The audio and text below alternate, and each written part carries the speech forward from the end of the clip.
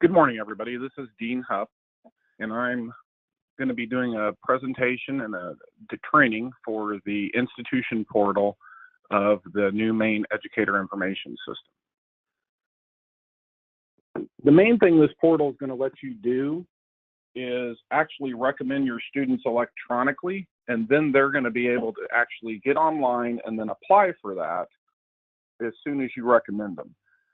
And eventually, once we're confident everything's working properly, their certificates will actually be issued right after they apply, assuming that there's no issues with the background, or it's one of the endorsements that still requires an evaluator evaluation. So it's going to be some really exciting new functionality. On my screen, you're going to see the login page. Now, we're in the test environment, but if you were to log into production, once you've been assigned a user ID or your existing user ID has been granted institution access, then you're going to see something that looks very similar to this. Now, if you haven't already created an account in the production system, then you should go ahead and click on this icon right here. Are you a new user? Click here to create an account. And when you click on that, it's going to bring you to an account creation screen, which is going to lead you through the steps of creating an account.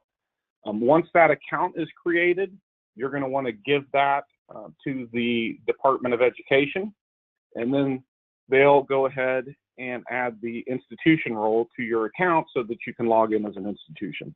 And again, they're going to be communicating all that information at a later date to you, but I did want to give you a little bit of an overview of how that was going to work. I'm going to go ahead and log in as our test institution that I've already created.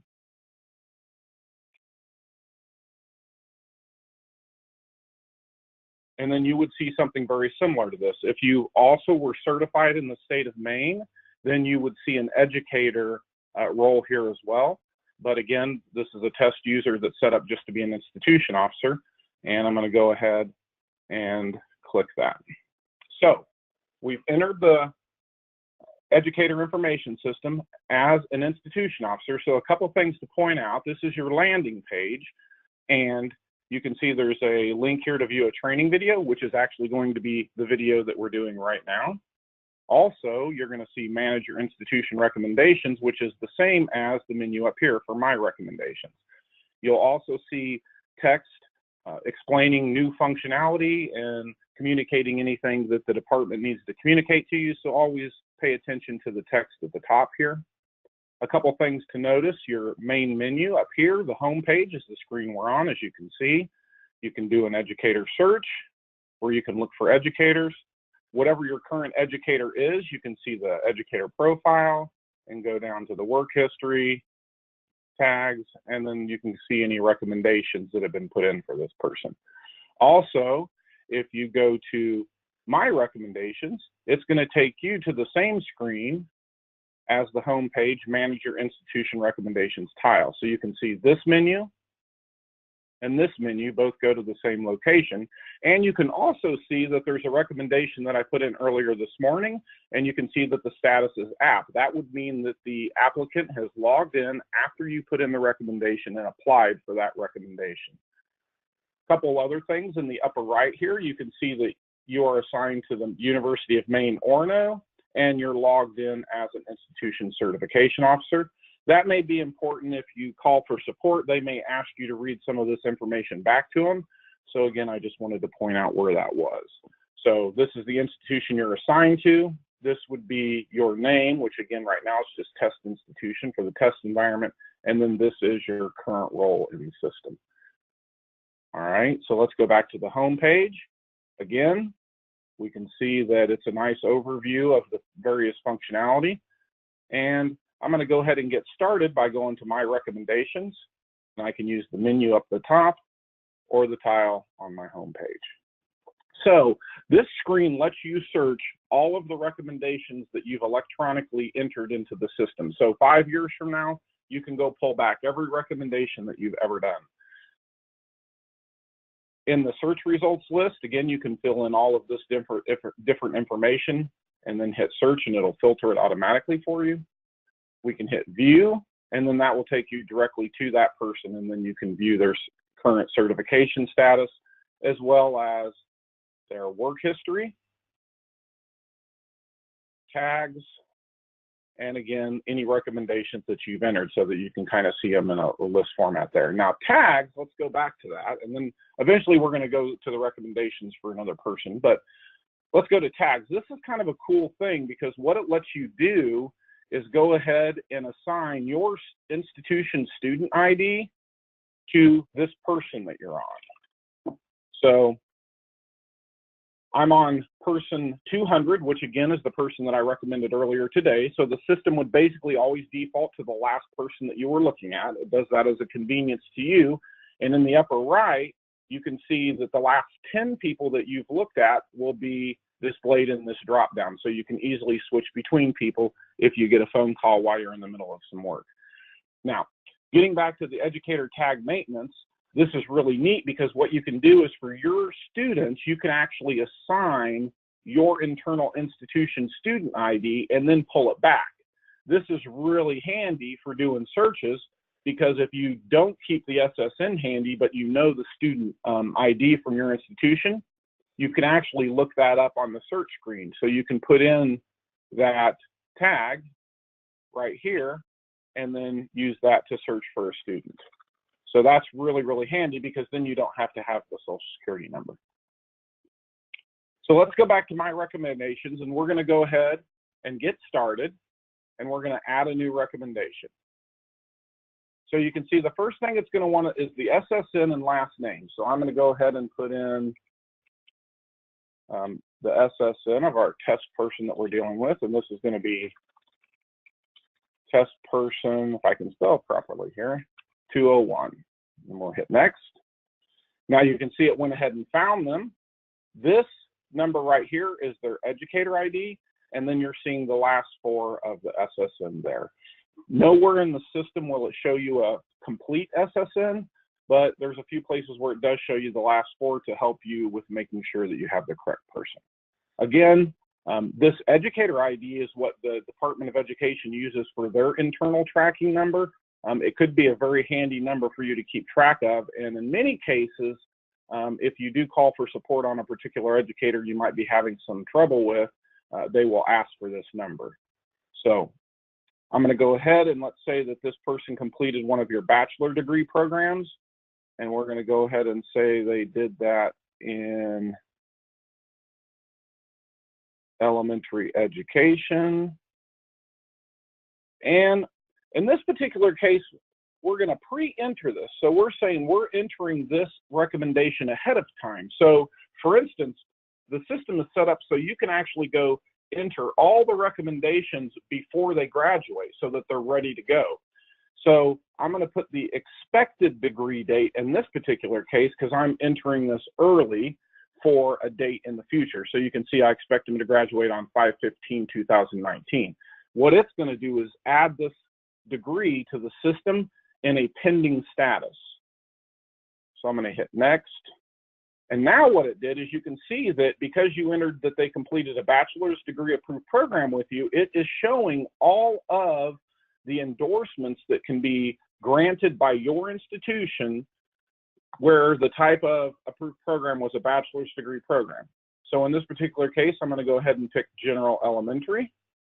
You'll also notice the recommendation date, which is generally the day you're making the recommendation, but you can change this date as needed. Then it's going to ask for the practicum. And this will be basically where they've completed their student teaching if they've needed to do student teaching. Not all programs need to do student teaching, so if your program doesn't require it, you can go ahead and enter no, but most of the teaching ones at least do require some student teaching. So let's go ahead and mark that they were a 6th grade teacher. We'll hit next. Now this is very, very important. You can see that you can mark that the student is complete and has completed all of the requirements. If you mark the student complete, then they can immediately apply online. So in this case, because we're basically scheduling this for the future, we're saying that in the future they're going to complete this degree program. Generally, once they've completed their student teaching, we're going to mark this not complete. So the student hasn't completed all the requirements. You're just getting it ready to go so that you don't have to enter all these in from scratch in May. So we went ahead and submitted that, and now you can see that you have test person 201 and they're in a pre-complete status. So they have not yet completed the program, but you've got it ready to get finished up once they finish their student teaching. I'm going to go ahead and log out now, and I'm going to log in as test person 201 so that you can see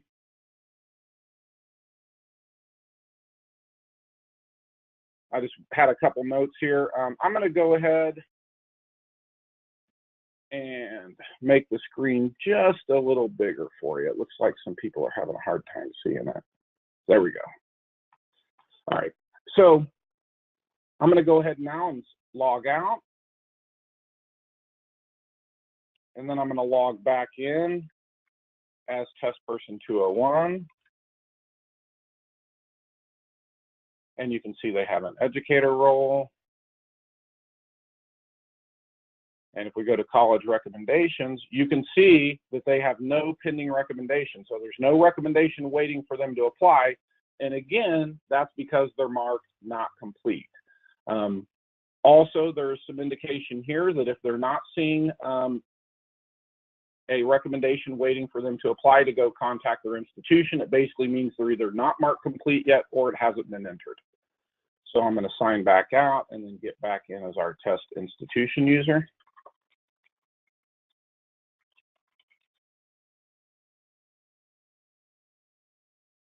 And I'm going to go back to my recommendations, and you can see that this person's still sitting there in a pre-complete status.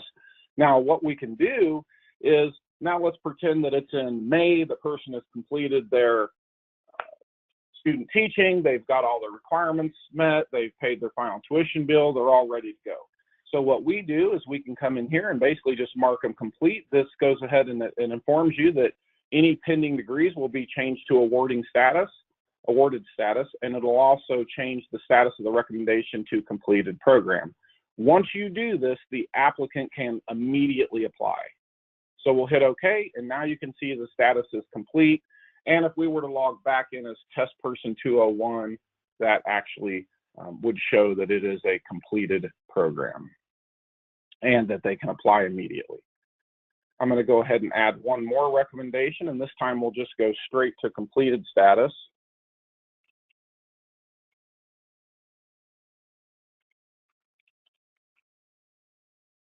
We'll hit next. Again, we're going to go ahead and do a bachelor's degree program. We'll do elementary education. And we're going to say that they've actually already completed this. It was a, let's say, a fall graduate. They completed it at the end of the fall semester, and you're making your recommendation. So again, it was a bachelor's program, so it's showing you all of the bachelor's endorsements that you're allowed to grant because you have a bachelor's program for them. As a side note, by the way, the Department of Education is going to be reaching out to all of the institutions that have approved programs with Maine and just verifying these lists. Now, these lists were made probably 6 months, 9 months ago, based on the current settings then, but they're going to go through and review these with you before this goes live, just to make sure that it's accurate. All right, so let's go ahead and say they're going to do the general elementary endorsement again. They taught 4th grade. We'll hit next, and now we're going to mark them complete. They've completed all the requirements. They're ready to immediately apply. We hit submit, and we can see that this person this time went straight in as complete, and they're also not seeing that mark complete action over here as well. So now I'm going to log out, and then we're going to log in as that test person 202.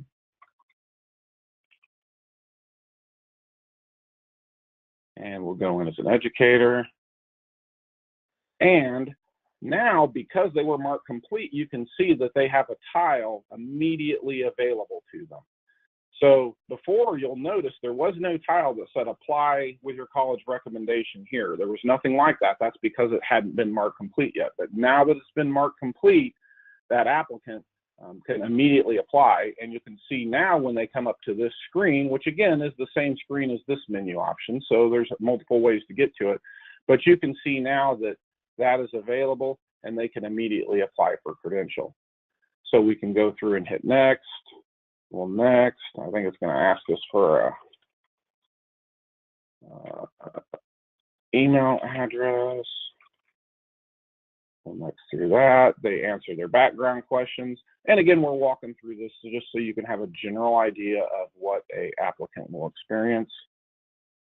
And then they enter in their credit card information and continue on through, which I won't bother doing that. But it, as you can see, it leads them through the process. It's very, very straightforward. And really, once they log in, they immediately see this tile, which makes it very, very simple for them. So I'm going to go ahead and sign out one more time, and I'll just go back in as a test institution again. And we enter as an institution officer. So again, that's the process, my recommendations. Now we can see there's 3 recommendations out there. And you'll also, as we've pointed out, notice that the status changes depending on what the applicant has done or not done. Had I actually finished that application with that test person 202, then that status would have changed to app and you would have known that they had submitted it online. All right, that basically concludes what I wanted to review with you. It's an overview of all your functionality. I think it's going to be very, very useful for you.